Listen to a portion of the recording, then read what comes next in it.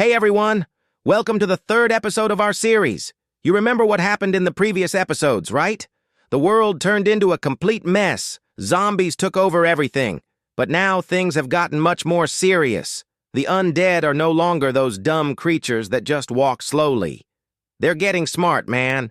And today you're going to meet Dr. Sarah, an incredible doctor who will discover something that could change everything. Get ready, because this story is going to be spine-chilling.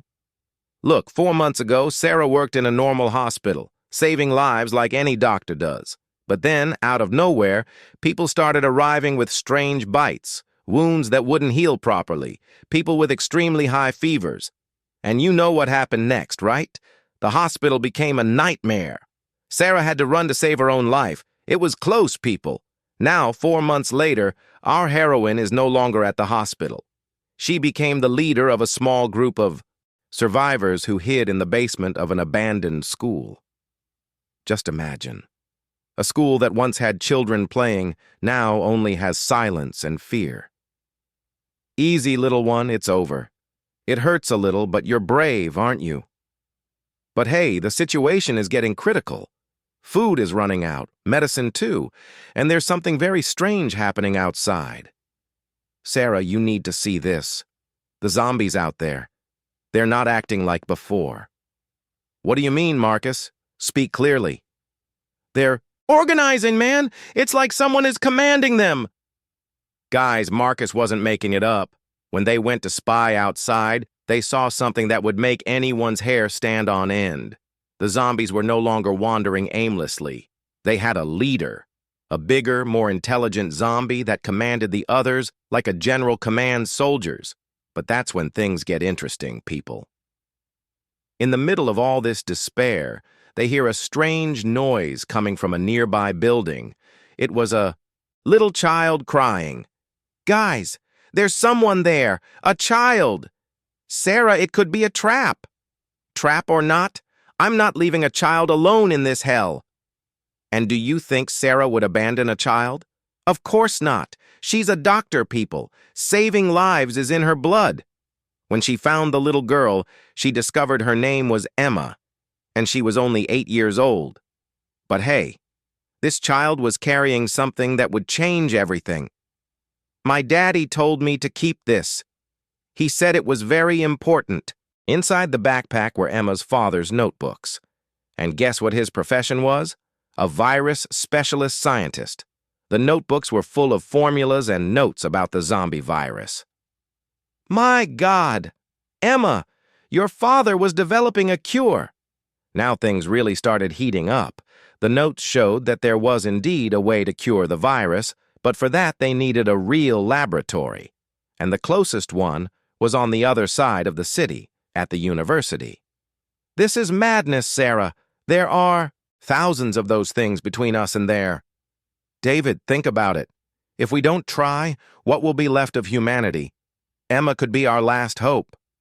But while they were planning, something terrible was happening outside. The zombie leader wasn't standing still. He was gathering more and more undead. The decision had to be quick. Staying there meant certain death when the super horde arrived. Going to the laboratory was dangerous, but at least they had a chance. Guys, we leave before dawn. We'll take them by surprise while most are still motionless. And so began the most dangerous mission of their lives. Sarah, Marcus, David, and little Emma prepared to cross hell on Earth. The journey began in the darkness of dawn. They moved like ninjas, very slowly, trying not to make any noise. Everything was going well until David stepped on a pile of empty cans. Crash!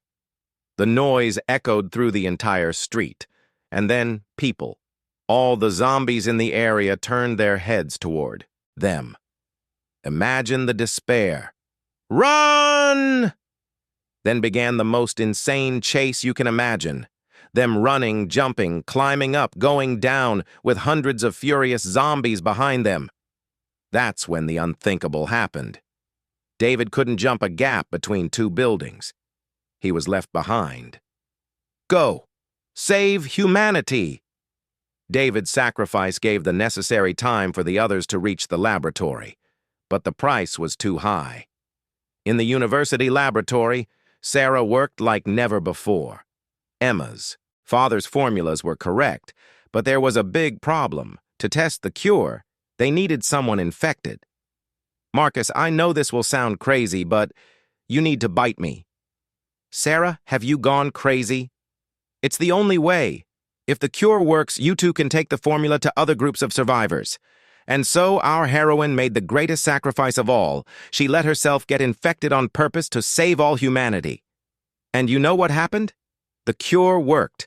Sarah survived, and even with the world still lost in chaos, a small light of hope shone that day. Because sometimes, to save everyone, we need to risk everything. So, people, what did you think of this story? Sarah succeeded, but will the cure arrive in time to save the rest of the world? Leave in the comments what you think will happen in the next episode. And don't forget to subscribe to the channel and activate the bell so you don't miss any adventure in this insane series.